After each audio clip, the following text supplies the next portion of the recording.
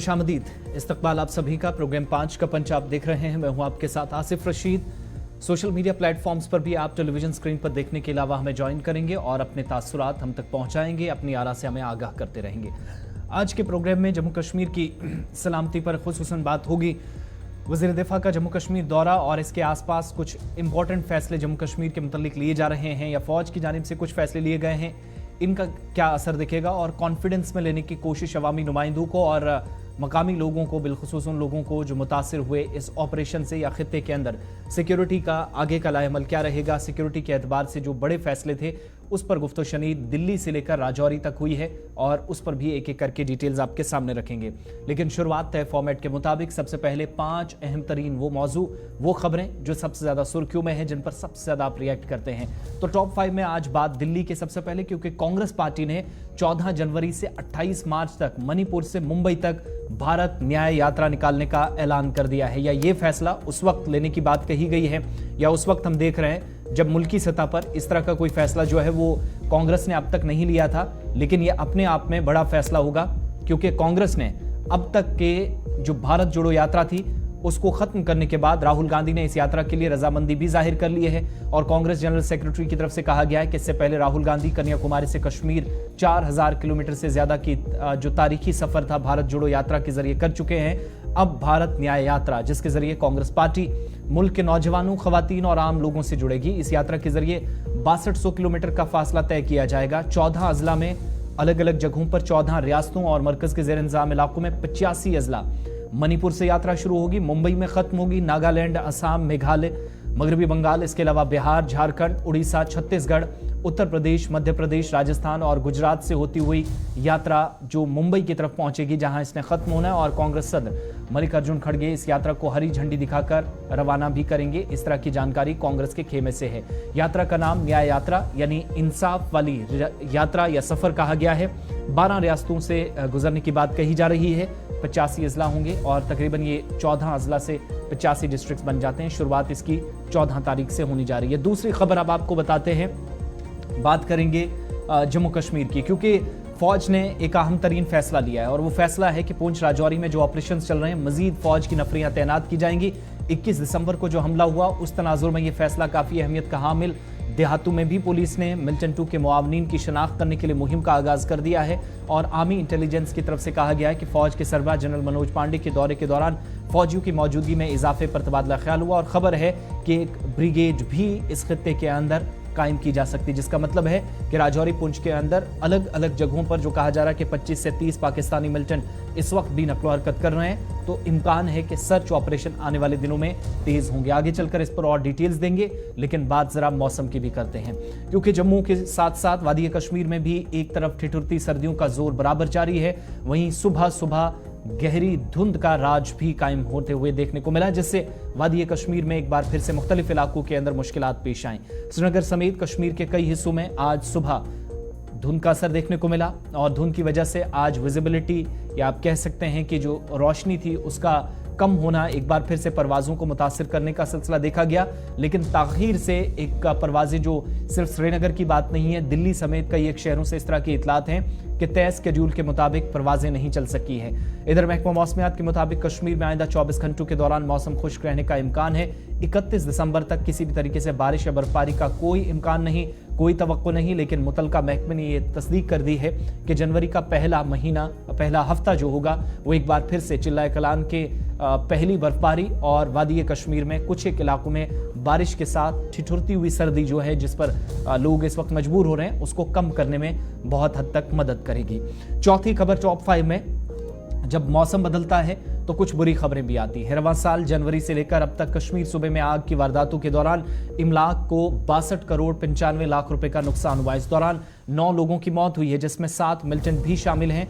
अलग अलग जगहों पर कहा जाता है कि इन वाकयात में सबसे ज्यादा नुकसान जो है वो कहा यह जाता है कि वादी कश्मीर के श्रीनगर और बडगाम जिले में है। 15 लोग जख्मी भी हुए। वारदातों के दौरान 74 गाड़ियां, 109 बिजली ट्रांसफार्मर और 271 दुकानें, शॉपिंग मॉल्स भी खाकस्तर हुए हैं। महकमा फायर एंड इमरजेंसी सर्विस के आदादोशुमार बताते हैं कि कश्मीर सूबा जो कि इन वारदातों के लिए सबसे ऊपर है, 2257 फोन कॉल्स मौसूल हुई, 21 कॉलें जो फर्जी साबित हुई और आदादोशुमार से पता चला, महकमे ने तस्दीक की कि श्रीनगर जिला जहां पर 284 ढांचे मुतासिर हुए, 29 दुकानें, 7 शॉपिंग मॉल्स, 21 गाड़ियां, 28 बिजली ट्रांसफार्मर शामिल हैं, 8 लोग जख्मी हुए और कुल मिलाकर 42,150.95 करोड़ रुपए का नुकसान अब तक उठाया जा चुका है।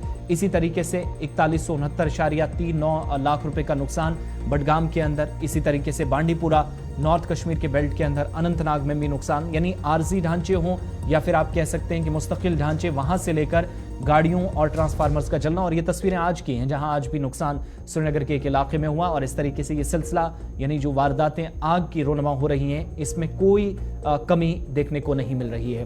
5वीं खबर टॉप 5 में Jammu Kashmir board of school education के हवाले से, क्योंकि जेके बोस ने निजी स्कूलों को सख्त कार्रवाइयों की तनबीह दी है और ये भी कहा है कि एक जो तसनीफ करदा निसाब है, किताबें हैं या निसाबी कुतब है, उस पर सबसे पहले जो कवायद व ज़वाबित हैं जिसके मुताबिक आप वालिदैन को काम करने के लिए नहीं कहते बल्कि इस बात पर मजबूर करते हैं कि वो दूसरे निजी स्टोर्स पर जाएं और वहां से जाकर वो इस तरीके से बोर्ड के मुताबिक वालिदैन को किताबें खरीदने पर मजबूर किया जाता है। वैसा सिलसिला नहीं होना चाहिए। बोर्ड ने तमाम निजी स्कूलों के लिए हाई कोर्ट की जानिब से शाया करदा जो निसाबी कुतब है उसकी तजवीज़ को भी लाजमी करार देने को और अपने हुकूक के अंदर रहकर काम करें। इससे बाहर जो कोई गया तो उसको कार्रवाई भी भुगतनी पड़ेगी। और कहा गया कि तमाम जो इल्हाक शुदा निजी स्कूल है ये यकीनी बनाएंगे कि किस वजह से परेशानियां माजी में रही हैं। पहला मरहला जहां पर 6ठी से 8वीं जमात के लिए लागू होगा, ये तजवीज़ लागू होगी। और आसान लफ्ज़ों में कहें तो वालिदैन को जो इस वक्त जेके बोस मजबूर करता है कि वो दूसरी जगहों से यूनिफॉर्म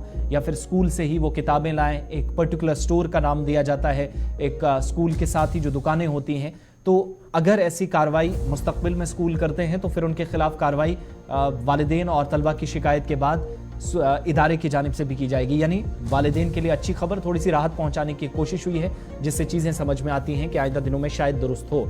लेकिन Jammu Kashmir board of school education ने जब हिदायत दी हैं तो उससे पहले प्राइवेट स्कूलों को कुछ और वार्निंग्स भी दी गई हैं और माजी करीब में इस तरह के ऑर्डर्स पर अमल दरामद को यकीनी बनाने में डिपार्टमेंट नाकाम साबित हुआ है। शायद इससे चीज़ें बदलें, अब इंतजार करना होगा इम्प्लीमेंटेशन का। जो ऑर्डर और हाई कोर्ट के जो गाइडलाइंस हैं या जो अहकामात हैं उनका हवाला भी आज बोर्ड ऑफ स्कूल एजुकेशन ने दिया है।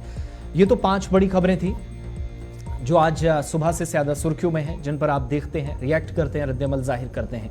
यहाँ से आगे बढ़ेंगे और सबसे पहले बड़ी और अहम खबर से प्रोग्राम का आगाज़ करेंगे। मरकजी वज़ीर दिफा राजनाथ सिंह ने आज जम्मू और राजौरी का दौरा किया। बफलियाज ऑपरेशन पर वज़ीर दिफा को राजौरी में ब्रीफ किया गया। देरा की गली में जो मुतासरीन थे या फिर 5 फौजी जवानों की मौत के बाद यहाँ पर 3 शहरियों की हलाकत हुई थी, उनके लवाहिकीन से भी वज़ीर दिफा ने मुलाकात की है और डिस्ट्रिक्ट डेवलपमेंट काउंसलर्स जो हैं, डीडीसीज जो हैं, उनके 14 मेंबरान के साथ राजौरी में मीटिंग भी वज़ीर दिफा राजनाथ सिंह की हुई है। लेकिन साथ साथ राजौरी पहुंचने पर जब जम्मू आज पहुंच रहे थे, जम्मू से राजौरी का रुख वज़ीर दिफा राजनाथ सिंह ने किया तो सलामती सूरत हाल पर जायजा लिया। जम्मू में फौजी सरबराह मनोज पांडे और इसके अलावा दीगर अफसरान उनके साथ मौजूद थे। जम्मू में उनको रिसीव जम्मू के हवाई अड्डे पर जम्मू कश्मीर के लेफ्टिनेंट गवर्नर मनोज सिन्हा ने किया और इसके बाद वो यहाँ से एक खुसूसी हेलीकॉप्टर के जरिए राजौरी गए। राजौरी में भी गैर मामूली सिक्योरिटी के इंतजामात रहे, इसी तरीके से जम्मू के अंदर भी। और राजौरी में लवाहिकीन से मुलाकात करने के बाद उन्हें इंसाफ की फराहमी को यकीनी बनाया जाएगा। इसके साथ साथ वहाँ से उनकी वापसी जम्मू हुई और जम्मू में एक आला सतही इजलास की सदारत की, जहाँ पर शाम होते होते खबर है कि कुछ बड़ी डेवलपमेंट्स और भी हो सकती हैं इस इजलास के बाद। लेकिन इजलास जब ख़त्म हुआ तो पता ये चला कि लवाहिकीन के साथ साथ अवामी नुमाइंदों को भी कॉन्फिडेंस में लेने की कोशिश सरकारी सतह पर हुई है। जबकि जम्मू में होने वाली मीटिंग में फौज की आला क़यादत, जिनमें खुद फौजी सरबराह जनरल मनोज पांडे के अलावा सोल्विंग कॉप के जो नाइट कॉप के कमांडर्स हैं वो मौजूद रहे और मौजूदा ऑपरेशन प्रीपेयर्डनेस, लाइन ऑफ कंट्रोल की अभी की सूरत हाल और बफलियाज ऑपरेशन पर जम्मू के अंदर भी तफसीली गुफ्तगू हुई है। लेकिन आज जब राजौरी वो पहुंचे थे, इस बीच एयर सर्विलेंस भी काफ़ी ज़्यादा रही। जम्मू कश्मीर पुलिस फौज काफ़ी एक्टिव नजर आई। राजौरी के डाक बंगलों में उन्होंने मुलाकात इन लोगों से की जिनके बारे में आपको बताया। लेकिन राजौरी पहुंचने के बाद में वो जम्मू भी पहुंचे। राजौरी में उन्होंने कहा कि हुकूमत का असल मकसद है कि फौज या बाकी सिक्योरिटी इदारे मिलकर मिलिटेंसी का खात्मा करें, इस बात को यकीनी बनाना है। वज़ीर दिफा के मुताबिक हमारी जिम्मेदारी है और फौज पर यकीन रखना होगा कि उनकी कार्रवाई से कोई नुकसान नहीं पहुंचे। इसके साथ साथ मिलिटेंसी मुखालिफ ऑपरेशन जो है वो जारी रखे जाएंगे और सबसे ताकतवर फौज की एक मिसाल ये भी है कि खित्ते के अंदर किसी भी तरीके से सलामती के साथ या इश्यूज के साथ कोई कॉम्प्रोमाइज नहीं किया जाएगा। वज़ीर दिफा राजनाथ सिंह की तरफ से जम्मू पहुंचने से पहले राजौरी जब वो पहुंचे थे तो राजौरी में क्या कहा गया था, एक बात उनकी सुनाएंगे और उसके बाद सीधा जमशीद मलिक के पास चलेंगे। दिन भर का सारा कंक्लूजन अभी तक क्या कुछ रहा उस पर भी बात करेंगे और मुलाकातों के हवाले से भी गुफ्तगू होगी।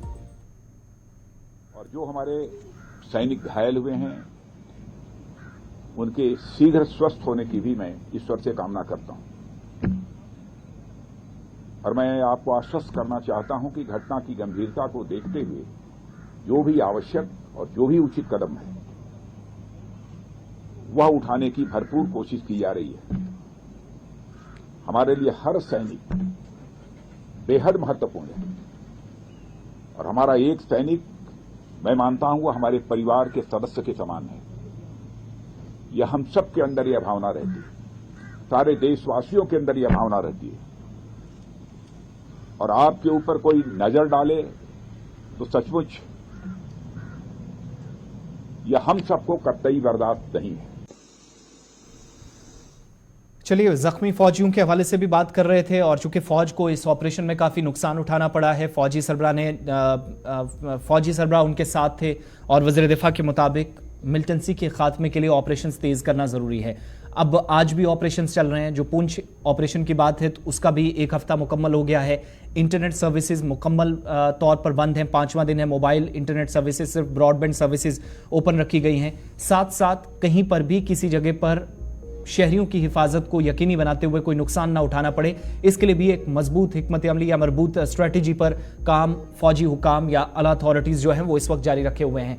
जमशीद मलिक के पास चलेंगे, फोन लाइन पे हमारे साथ इस वक्त जुड़े हुए हैं क्योंकि हम जब बराह रास्त तस्वीरें तो दिखाते हैं लेकिन रब्ता नहीं हो पाता क्योंकि मुकम्मल तौर पर इंटरनेट सर्विसेज जो हैं वो बहाल नहीं हो सकी हैं। जमशीद, बहुत शुक्रिया ज्वाइन करने के लिए। पहले तो ये बताइएगा कि अभी राजौरी के अंदर इस वक्त शाम होते होते सिचुएशन क्या है और आज जो दिन में मुलाकातें हुई, मरकजी वज़ीर दिफा का बड़ा इंपॉर्टेंट दौरा था, क्या गुफ्तगू हुई है, क्या लोगों से बातचीत हुई है और किन लोगों से मुलाकातें आज हुई हैं? और खबर यह भी है कि लवाहिकीन से भी मुलाकात राजौरी के अंदर राजनाथ सिंह की हुई। सर बिल्कुल, जहां राजनाथ सिंह का दौरा राजौरी का था, ये बहुत एक अहम दौरा माना जा रहा था। इस दौरे के दौरान पुंछ से सीनियर सियासी लीडरान के साथ साथ डीडीसी मेंबरान को भी यहाँ लाया गया था और जो लोग इस हमले में जिसके बाद जो मुतासर लोग थे उनसे भी मुलाकात उनकी हुई और उनसे भी यकीन दहानी करवाई गई कि उनको पूरा इंसाफ दिया जाएगा। उसके बाद एक आला सतह फौजी रिव्यू मीटिंग भी ली गई। उसके बाद अब वो हॉस्पिटल का रुख किया उन्होंने। उसके बाद जहाँ वो मुतासरीन जो जख्मी है उनसे मुलाकात की, उसके बाद वो यहाँ से रवाना हुए। मगर इस दौरे से बहुत सारी चीजें निकल कर सामने आई है क्योंकि सियासी लीडरान की तरफ से, खास करके जो सोनकोट या पुंछ डिस्ट्रिक्ट के जो सियासी लीडरान थे उनकी तरफ से ये मांग की गई थी कि इस तरह की वारदात दोबारा ना हो। इसके लिए उन्होंने काफी जोर दिया, बिल्कुल इन चीजों को लेकर जिस तरह सिविलियन की किलिंग की बातें सामने आई थी वो चीजें काफी देखने वाली थी। उसके बाद काफी अहम दौरा रहा। उसके बाद मीटिंग का दौर काफी अरसा तक चला। मगर कुछ सियासी लीडरान जो पुंछ से थे, चाहे वो बड़ी सियासी जमात के लीडरान साबका एमएलए, हमने उनसे बात करने की कोशिश की मगर उन्होंने बात करने से हमसे इनकार किया। मगर जिस तरह से हमारे पास जराये के हवाले से जो खबरें आई हैं उसमें यही था कि लोग के साथ बातचीत के बाद उनको पूरी तरह यकीन दहानी करवाई गई कि उनके साथ जरूर इंसाफ किया जाएगा और ये भी खबर सामने आई को नौकरियों के आर्डर भी दिए गए हैं। आसिफ, बफलियाज ऑपरेशन पर ब्रीफिंग जरूर दी गई होगी, क्या बातचीत अंदर हुई है, कोई जानकारी? और टॉप ऑफिशियल्स की मीटिंग चूंकि राजौरी के अंदर पूरे प्रोविंस में हो सकता है कुछ बड़े फैसले होने हो। एक खबर ये भी हम तक पहुंच रही है कि एक और ब्रिगेड कायम करने के हवाले से कुछ तबादला ख्याल चल रहा है, बातचीत हो रही है फौज के हवाले से।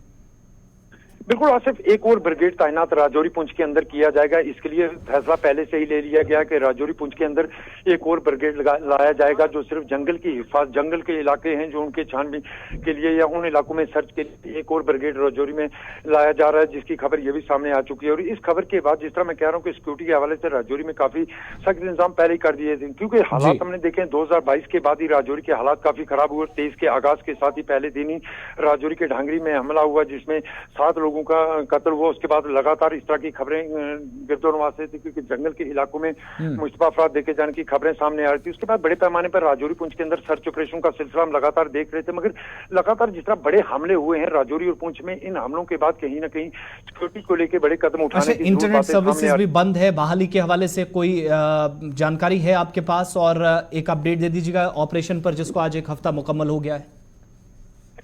अच्छा, बिल्कुल इंटरनेट की तक बात है कि इंटरनेट को आज चौथा रोज है बंद किए हुए, मगर अभी तक कोई बहाली की खबर इसके सामने नहीं आई है। हालांकि हमारे जराये के हवाले से जो खबर हमारे पास पहुंची थी उसमें यह कहा गया था कि आने वाले 10 से 15 दिन तक इंटरनेट बहाल नहीं हो पाएगा। ये खबर जरूर जराये के हवाले से है, मगर इसकी तस्दीक नहीं हुई। हालांकि कई लोगों से बात करने की इसके हवाले से महकमा से भी बात की, उनकी तरफ से भी कोई इस पर ऑफिशियल बयान जारी नहीं किया गया, मगर इस तरह की खबरें जरूर गर्दिश कर रही है कि आने वाले कुछ दिनों तक अभी राजौरी और पुंछ में इंटरनेट बहाल नहीं हो पाएगा। आसिफ, बहुत बहुत शुक्रिया तफसीलात फराहम करने के लिए। जमशेद मलिक राजौरी से हमारे साथ थे और बता रहे थे कि आज इस वक्त ऑपरेशन का अपडेट क्या है। और चूंकि वज़ीर दिफा राजौरी पहुंचे थे सबसे पहले और उसके बाद वो जम्मू गए, लेकिन साथ साथ पुंछ की भी जरा बात करते हैं। और एक बड़ी खबर सिक्योरिटी के हवाले से, इसी खबर के दौरान हमने आपको बताया और टॉप 5 में कि एक बड़ा फैसला लिया गया, पीर पंचाल में एक और फौजी ब्रिगेड कायम हो सकती है। जराये के हवाले से अभी तक जानकारी मिल रही है, जबकि राजौरी पुंछ में फौज की इजाफी नफरियां तैनात करने का फैसला लिया गया है। मिल्टन 2 के मुआवनीन के खिलाफ भी मुहिम तेज की गई है, इस तरह की जानकारी है। फैसला 21 दिसंबर के हमले के तनाजुर में लिया गया है। और आज खबर यह भी है कि लाइन ऑफ कंट्रोल के जो पास वाले इलाके हैं, जहां पर अभी तक की जानकारी के मुताबिक जम्मू कश्मीर पुलिस और फौज मुश्तरका तौर पर ऑपरेशन चला रही है। एक तो वो एरियाज जो लाइन ऑफ कंट्रोल के पास आते हैं, और साथ साथ ये भी जानकारी है कि जो किरनी सेक्टर है, शाहपुर है, गंधार सेक्टर है, इसके पुंछ सेक्टर में जो गंधार का इलाका है, इसके अलावा किरनी से नीचे वाली बेल्ट में आप आएंगे तो जो लाइन ऑफ कंट्रोल रावलाकोट वाला सेक्टर जो भारत का भी एक बड़ा हिस्सा इस तरफ है, उस वाले पूरे एरिया में नकलो हरकत कुछ देखी गई है, जिसके बाद ऑपरेशन को इंटेंसिफाई किया गया है। सनी शर्मा के पास चलेंगे। एक तरफ ऑपरेशन चल रहा है तो दूसरी तरफ सर्च ऑपरेशन बफलियाज के अलावा भी अलग अलग मकामात पर शुरू किए गए हैं। सनी, क्या डिटेल्स हैं? सुबह सुबह ऑपरेशन शुरू हुए थे, शाम 5 बजे तक क्या डिटेल्स हैं, क्या बता पाएंगे? और चूंकि आज रक्षा मंत्री का दौरा भी था तो उसको लेकर भी काफी सुबह सुबह में हम हलचल देखी, उस वजह से ऑपरेशंस थे या इनपुट्स थी कि किसी तरीके से कोई मूवमेंट हुई है इस पूरे बॉर्डर बेल्ट के अंदर, जिसके बाद 7 से 8 इलाकों में मुकम्मल तौर पर छावनी में तब्दील करके सर्च ऑपरेशन चलाए जा रहे थे?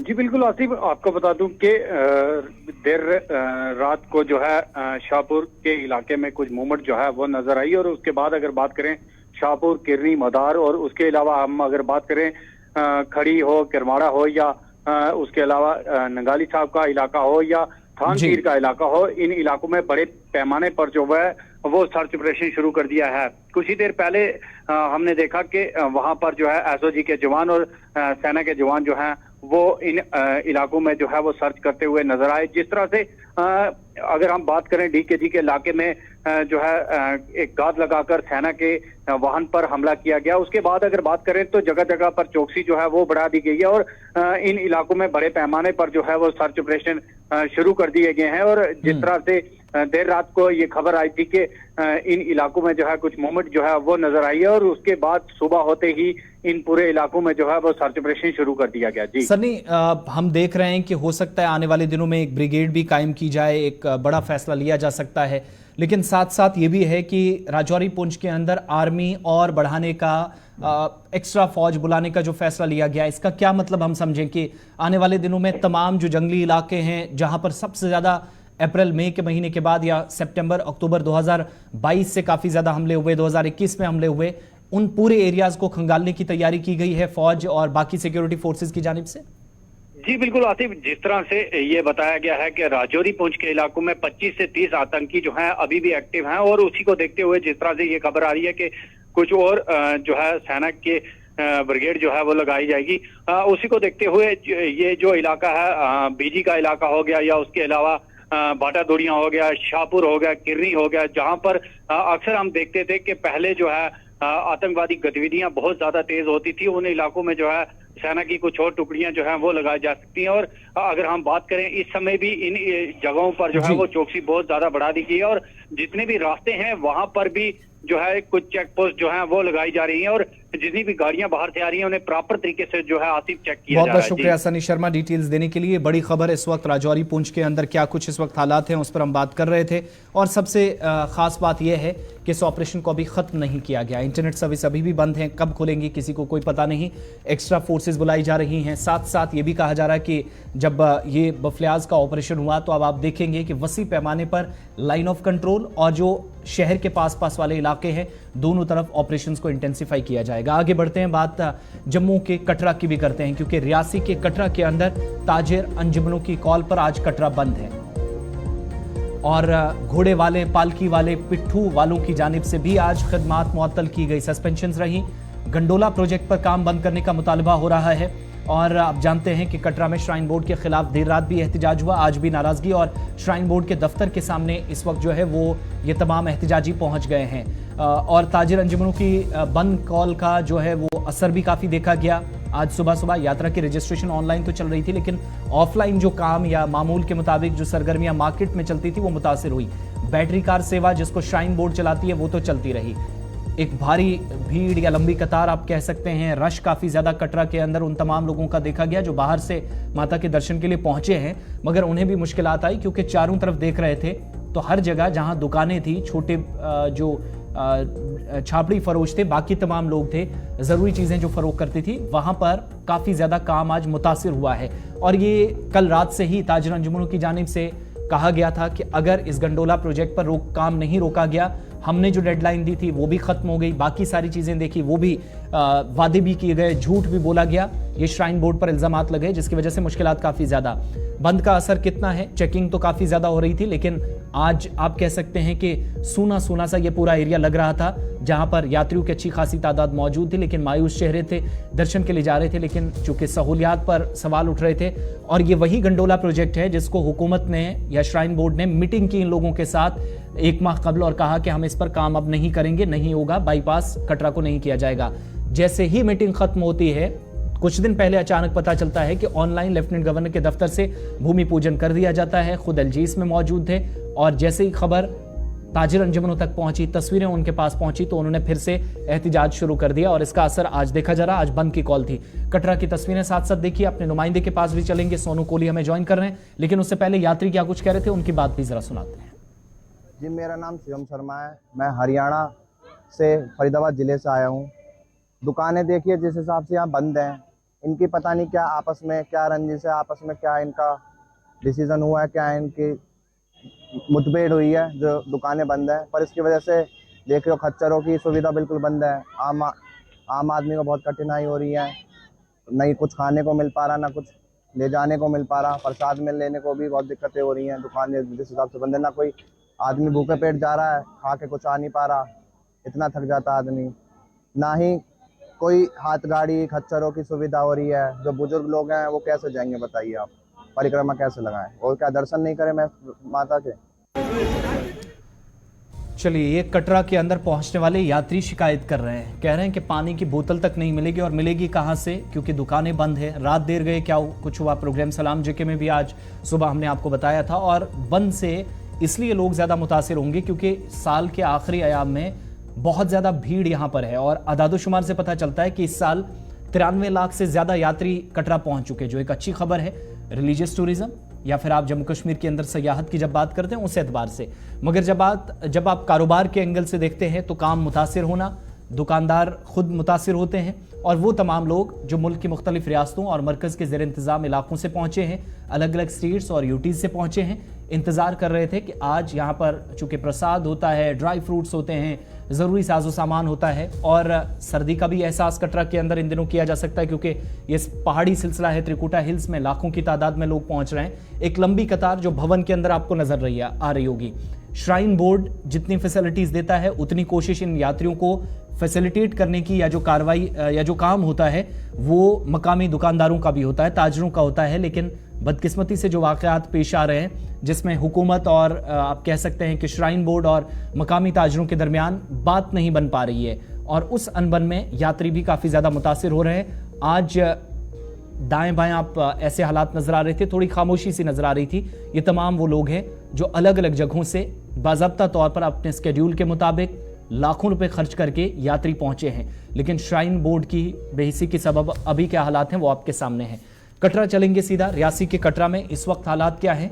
गुलिस्तान न्यूज़ नुमाइंदा सोनू कोहली हमारे साथ इस वक्त कटरा से ज्वाइन किए हुए हैं। सोनू, अभी क्या कुछ सिचुएशन है? आप ये भी बता रहे थे कि सुबह से जो प्रोटेस्ट है और शाम के 5 बजते प्रोटेस्ट जो है उसका काफ़ी असर पूरे टाउन के अंदर, कस्बे के अंदर देखा गया। क्या इस वक्त हालात हैं वहाँ पर? जी बिल्कुल, मैं आपको बता दूं कि जब जुलूस यहाँ पे निकालते हुए पूरे मुख्य बस स्टैंड से होते हुए यहाँ पे श्री माता वैष्णो देवी श्राइन बोर्ड के जो मेन चौक है, एशिया चौक है, उसको पूरा जाम करके यहाँ पे सारे जितने लोग हैं धरना लगा के यहाँ पे पहुंचे हुए। मगर यहाँ पे अभी मैं आपको बता दूं कि पुलिस की काफी ज्यादा तादाद में यहाँ पे पुलिस भी पहुंची है। और एसडीएम कटरा जो कि दीपक दुबे जी है, वो भी इस वक्त मौके पे आया है उनके साथ बातचीत करने के लिए। मगर ये लोग हैं जो कि मानने को तैयार नहीं है, क्योंकि इनका ये साफ तौर पे यही कहना है कि अगर श्राइन बोर्ड हमें कुछ लिखित में देती है तो अगर गंडोला यहाँ पे नहीं लगेगा तो हम कहीं ना कहीं फिर उसके बाद यहाँ पे उठेंगे। अगर अदरवाइज यहाँ पे जो जुलूस है, जो धरना प्रदर्शन हमारा, ये कंटिन्यू रहेगा। सोनू, बंद का कितना असर रहा? और जो तस्वीरें आपने हम तक पहुंचाई उनसे पता चलता है कि अच्छी खासी तादाद यात्रियों की मौजूद है, लेकिन एक भी दुकान यहाँ पर आज खुली नहीं थी। जी बिल्कुल, मैं आपको बता दूं कि यात्रियों को काफी ज्यादा दिक्कत का सामना यहाँ पे करना पड़ रहा है, क्योंकि यहाँ पे दुकानें जो है, खाने पीने वाली दुकानें बंद हैं। जितनी भी दुकानें, मार्केट है, या वैष्णो देवी ट्रैक की मार्केट हो, चाहे कटरा की मार्केट हो, पूरी ट्रैक यहाँ पे घोड़ा पिट्ठू यहाँ पे सब यहाँ पे धरने पे बैठे हुए हैं। और यात्री जो है नए साल के ऊपर काफी ज्यादा जो भीड़ है, जो यात्रा यहाँ पे कटरा में बेस कैंप कटरा में पहुंच रही है, और काफी ज्यादा दिक्कत का सामना करना पड़ रही है, क्योंकि छोटे छोटे बच्चों के साथ कटरा के अंदर ये जो सारे मामला पेश आ रहे हैं, इश्यूज को सॉर्ट आउट करने में अभी तक कामयाब नहीं हो सका श्राइन बोर्ड। क्या ये मानकर चलें कि नए साल की तैयारियां हो रही थी, जश्न भी था, यात्री अच्छी खासी तादाद में आ रहे हैं, तो ये टसल अभी चलती रहेगी या कोई बात बन सकती है इसी हफ्ते में? जी बिल्कुल, यहाँ पे भी मैं आपको बता दूं कि मैं पहले भी आपको बताया कि यहाँ पे जो एसपी कटरा है, जो एसडीएम कटरा जो है कि इनके साथ बीच में यहाँ पे मैं आपको बता दूं कि यहाँ पे मौके पे पहुंचे हैं, उनसे बात करने की कोशिश यहाँ पे की जा रही है। मगर ये लोग मानने को तैयार है। इनका साफ तौर पे ये कहना है कि जो हाई अथॉरिटी का, जो श्राइन बोर्ड का हाई अथॉरिटी का कोई यहाँ पे नुमाइंदा यहाँ पे पहुंचे और हमारे साथ बात करे और हमें आश्वासन दे, ताकि ये हम जो स्ट्राइक है वो हम यहाँ से उठ सके। तो पिछली जो कमिटमेंट हुई थी उसके मुताबिक इंतजामिया एडमिनिस्ट्रेशन क्यों कह रही है, क्यों हम मुकर गए? उसके बावजूद भी भूमि पूजन ऑनलाइन हो जाता है। अगर पहले बताया गया, माना गया, कमिटमेंट हुई कि ऐसा नहीं होना चाहिए था। जी बिल्कुल, यहाँ पे जो बैठक एक कमेटी कटरा की बनी थी, जिसके साथ श्राइन बोर्ड के साथ यहाँ पे बैठक हुई थी। बैठक के बाद यहाँ पे उनको ये बोला कि इन कटरा के लोगों को आश्वासन में लिया जाएगा। इनसे बात करने के बाद ही जो कि गंडोले का कार्य जो वो शुरू किया जाएगा। मगर कहीं ना कहीं ऑनलाइन जो है उसकी भूमि पूजन करके उसका जो कार्य शुरू कर रहे हैं कटरा वासियों को। जैसे ही पता चला तो इनका ये साफ तौर पर यह कहना कि हमारी जो रोजी रोटी है वो कहीं ना कहीं उनके ऊपर ठेस असर पहुंचेगी, क्योंकि जो ताराकोट मार्ग पहले जो खोला गया था उसको ये बहुत बताया गया था कि ये म्यूल ट्रैक है, यहाँ पे जहाँ से सिर्फ जो सामान वाले खच्चर या घोड़े या वो ही जाएंगे, मगर इस जो रोड पे यात्रा नहीं जाएगी। मगर आज की डेट में यहाँ वहाँ पे देखा जाए तो हजारों की तादाद में जो आज ये सारी सर्विसेज, घोड़े वाले, पिट्ठू वाले, पालकी वाली, ये तमाम सेवाएं बंद रही आज पूरे दिन। जी बिल्कुल, यहाँ पे घोड़ा पिट्ठू पालकी जो है, जो सारे के सारे यहाँ पे बंद करके यहाँ पे धरने पे यहाँ पे बैठे हैं, क्योंकि उनका साफ तौर पे कहना है कि जी मैक्स जो कंपनी है उनको भी कहीं ना कहीं तंग कर रही है। और काफी ज्यादा यहाँ पे जो जमाड़ा यहाँ पे। शुक्रिया सोनू कोहली कटरा से हमारे साथ हमारे नुमाइंदे थे, बता रहे थे कि दिन भर क्या कुछ रहा, बंद का असर, और असर इतना ज्यादा या गहरा हो गया है कि जो पिट्ठू वाले, पालकी वाले और बाकी तमाम लोग थे, जिनमें खच्चर चलाने वाले लोग हैं, साजो सामान ले जाते हैं, बुजुर्ग यात्रियों को लेकर जाते हैं, मुश्किलात काफी ज्यादा, और वो भी इस वक्त धरने पर बैठे हैं। और सुबह से ये धरना तकरीबन शाम होते होते अभी भी चल रहा है श्राइन बोर्ड के दफ्तर के सामने। टॉप ऑफिशियल्स के साथ बात करेंगे और झूठ बोलने का जो इल्जाम लगाया जा रहा है इस पर जवाबदेही हुकूमत की है। कह रहे हैं कि उसके बाद हम अपना प्रोटेस्ट या धरना खत्म कर सकते हैं, अभी नहीं, जब तक टॉप ऑफिशियल्स या लेफ्टिनेंट गवर्नर के दफ्तर से कोई कम्युनिकेशन नहीं होता है। चलिए प्रोग्राम के आखिर में बात जरा मौसम की भी करते हैं। सर्दी की शिद्दत का एहसास, सुबह सुबह धुंध, और यूं आप कह सकते हैं कि चिल्लाए कलान का एक हफ्ता जब मुकम्मल हुआ है तो वादी कश्मीर की तरह अब जाकर जम्मू सूबे के अंदर भी आज इस ठंड का काफी असर देखा जा रहा है। कुछ एक इलाकों में हल्की धूप भी खिलती है। खित्ता पीर पंचाल में भी वादी चिनाब और दीगर हिस्सों की तरह ठंड का काफी असर है, और शिद्दत की सर्दी इन दिनों मुख्तलिफ इलाकों के अंदर बुनियादी सहूलियात जब मुहैया न हो तो मुश्किलात काफी ज्यादा पैदा कर रही हैं। कई एक इलाकों में लोग परेशान हैं। बिजली, पानी, राशन, तेल, खाकी व दीगर इलाकों में जो बाकी सहूलियात हैं उस पर भी इंतजामिया फौरी तौर तवज्जो दे, बुनियादी सहूलियात को सरमा के दौरान यकीनी बनाए। इस पर मंडी के जो मकामी लोग हैं वो इंतजामिया से अपील कर रहे हैं, और इस हवाले से लोगों की तरफ से गुलिस्तान न्यूज़ नुमाइंदा इरफान मुगल से बात करते हुए कहा गया कि शिद्दत की सर्दी में लोग हर बार इसी तरीके से दिन निकालते हैं, लेकिन चूंकि ऐसे इलाके हैं दूरअफ्तादा जहां पर गरीबी की सतह से नीचे जिंदगी गुजारने वाले लोग हैं, इन लोगों तक बुनियादी सहूलियात पहुंचे, बिलखुसूस जिसमें राशन है, ट्रांसपोर्ट की सहूलियात है, सड़कों की जो मरम्मत है वो मुकर्रर मुद्दत से पहले होनी चाहिए या फोकस इस पर होना चाहिए, ताकि सयाहती मकामात के अलावा भी दूरअफ्तादा या जो गांव हैं, कस्बे हैं, जो देहात हैं, वहां पर ज्यादा फोकस इंतजामिया करे। इन दिनों मौसम खराब होते ही हल्की बारिश में भी मुख्तलिफ इलाकों से बिजली और पानी के हवाले से शिकायतें मौसूल होने लगती हैं, तो वो सिलसिला इस सरमा में ना हो, ऐसी पोजीशन आगे ना बने, इसके लिए पहले से ही इकदाम उठाने पर मकामी आबादी मंडी में इंतजामिया पर जोर दे रही है। इधर जिला इंतजामिया के मुताबिक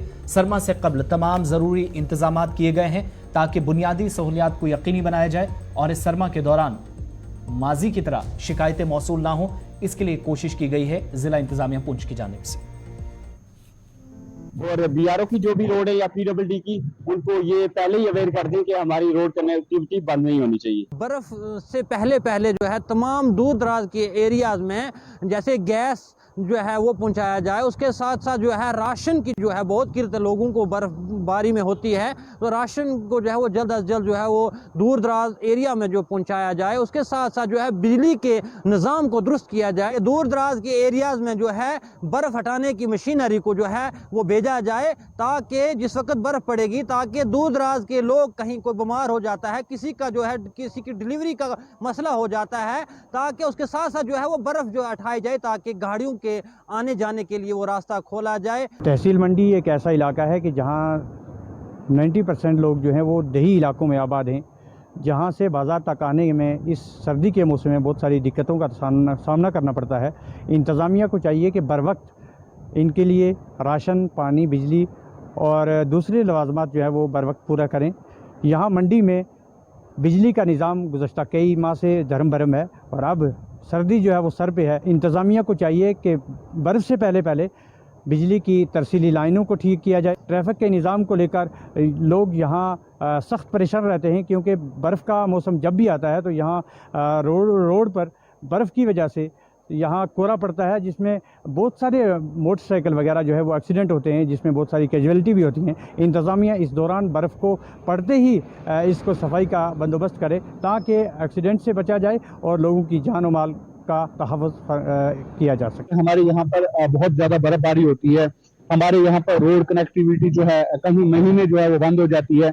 यहाँ पर हमारी बिजली का निज़ाम जो है वो दरम बरम हो जाता है। गुज़श्ता साल जो गुजर गए हैं, जो हमारे लोगों ने उन सालों में तंगियां तकलीफ देखी है, वो इन सालों में जो है हमें ना देखने को मिले। यहाँ पर जो बालन का है, जैसे आप देखते हैं कि हमारे जंगलात में काफी सारी लकड़ियां जो है ऐसे ही पड़ी रहती हैं, तो वो हमारे लोगों को जो है फराहम की जाए। जिला इंतजामिया से ये गुजारिश करना चाहता हूँ कि इस शदीद सर्दी में जो है हमारे लोगों को प्रॉपर तरीके से बिजली, पानी और राशन जो जितनी भी बुनियादी सहूलियात है वो टाइम पर जो है उनको फराहम की जाए। वादी कश्मीर के साथ साथ खिते पीर पंजाल के जिला पुंछ की तहसील मंडी में भी चीले कलां के दौरान जो है वादी कश्मीर की तरह ही शिद्दत की सर्दी पड़ती है, और इस शिद्दत की सर्दी के दौरान जो है लोगों को बुनियादी सहूलियात मुहैया न होने की वजह से काफी परेशानी का सामना करना पड़ता है।